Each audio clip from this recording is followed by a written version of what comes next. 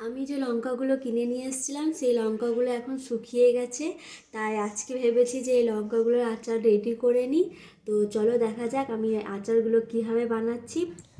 প্রথমে আমি এখানে প্যানের মধ্যে মশলা রেডি করে নেব। তাই এখানে 2 চামচ জিরে, 2 চামচ জোয়ান আর 2 চামচ হলুদ সরষে আর 2 চামচ গোটা গোলমরিচ দিয়েছি। আর এগুলোকে তাওয়ার মধ্যে হালকা রোস্ট করে নেব। রোস্ট হয়ে গেছে, তারপরে এখানে মিক্সিতে দিয়ে দিচ্ছি।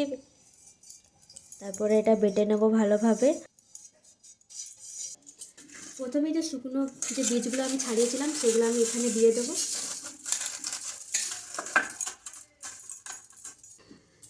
তারপর যে ভাজা মশলাটা আছে সেটাও আমি দিয়ে দেবো।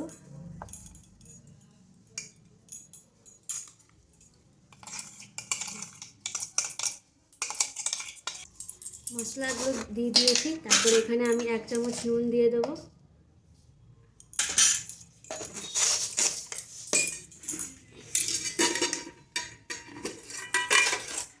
নুন দেওয়ার পর এখানে আমি 1 চামচ হলুদ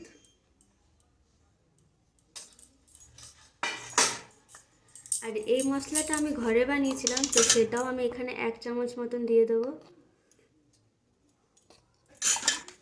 মশলাগুলো দেওয়ার পর এখানে 1/2 চামচ আমি একটু কালো নুন দেবো। 1/2 চামচ, বেশি নয়, অল্প দেবো। আর এটা হচ্ছে আমচুর পাউডার, সেটা আমি সবটাই দিয়ে দেবো এখানে। তারপর একটুকু সরষের তেল দিয়ে আমি এখানে প্রথমে ভালো করে এগুলো মেখে নেব। পরে যে লঙ্কাগুলো আমার শুকিয়ে গেছে সেগুলো আমি এখানে এক এক করে ভরে নেব।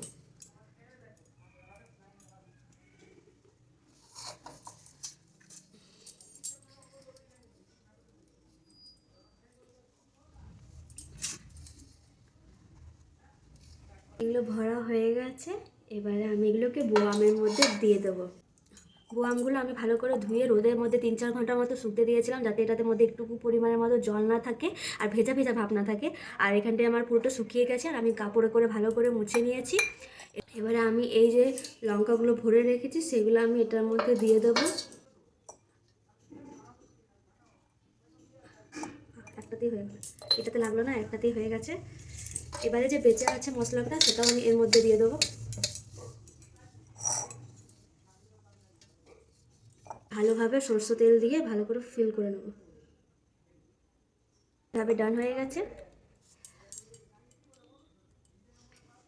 এবারে এটাকে আমি রোদে ভালোভাবে 2 থেকে 3 দিনের মতো আমি এটাকে রোদে দেবো ভালোভাবে হওয়ার জন্য।